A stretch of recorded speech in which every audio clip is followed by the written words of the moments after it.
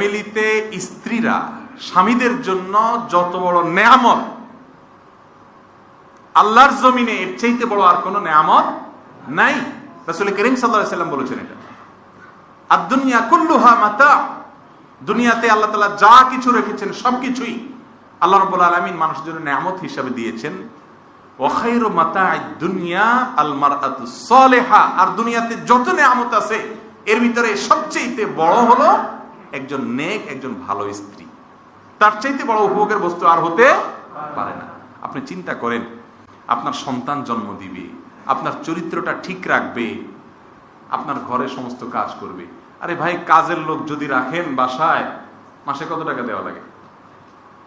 5,000 10,000 টাকা দিয়ে 24 আওয়ার্স কাজের লোকের সার্ভিস পাওয়া কঠিন হয়ে যায়। সেখানে কাজের লোকের সার্ভিস পাচ্ছেন, আপনার চরিত্র হেফাজত করতেছে ফুল, এরপরে আপনার বাচ্চা কাচ্চা জন্ম দিচ্ছে, আপনার পরবর্তী বংশধর দাঁড় করাই দিচ্ছে।